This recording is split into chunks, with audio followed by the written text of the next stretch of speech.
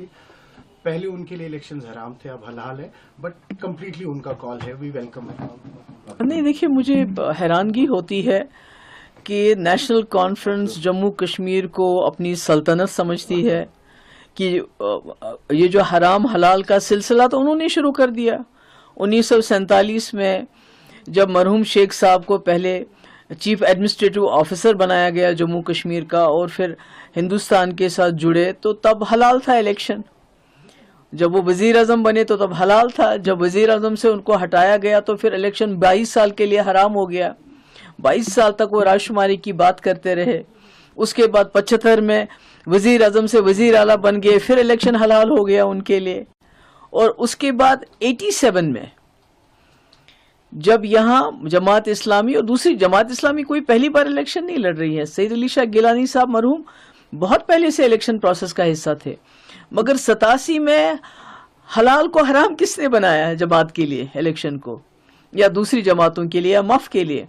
تو جب 87 میں نیشنل کانفرنس نے داندلیاں کی الیکشن میں، کیونکہ وہ نہیں چاہتے تھے کوئی تیسرا فورس سامنے آ جائے، کیونکہ کانگریس کو انہوں نے اپنے ساتھ ملایا.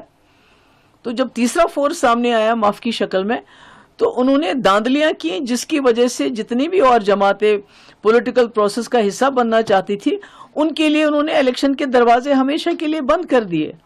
اور تب سے یہ جو حلال حرام کا سلسلہ تو انہی کا شروع کیا گیا. 22 سال تو یہ لوگ الیکشن میں حصہ ہی نہیں لے رہے تھے، کہہ رہے تھے ہم نے رائے شماری کرانی ہے، ہم نے جموں کشمیر کو آزاد کرنا ہے، ہم نے پاکستان کے ساتھ جانا ہے، اور الیکشن لڑنا حرام ہے.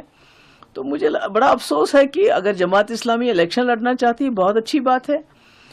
جمہوریت خیالات کی جنگ ہے، اور اس میں جب جو چاہے آ سکتا ہے. اور ان کو میں تو سرکار سے یہ بھی کہتی ہوں، ان کا بین ہٹایا جانا چاہیے. ان کے جتنے بھی انسٹیٹیوشنز ہیں، ایسٹس ہیں جو آپ نے فریز کیے ہیں، کنفسکیٹ کیے ہیں، ان کو ڈی فریز کیا کرنا چاہیے، ان کو واپس کرنا چاہیے. تو یہ بڑا افسوس والا بیان ہے یہ حلال حرام الیکشن کو کے بارے میں کہنا. تو مجھے لگتا ہے یہ نیشنل کانفرنس کا ہی ہے، انہی کا ہے یہ کال رہا ہے کہ جب ان کو کرسی ملتی ہے تو الیکشن حلال ہو جاتے ہیں، جب کرسی چھوٹ جاتی ہے تو الیکشن حرام ہو جاتے ہیں. شکریہ.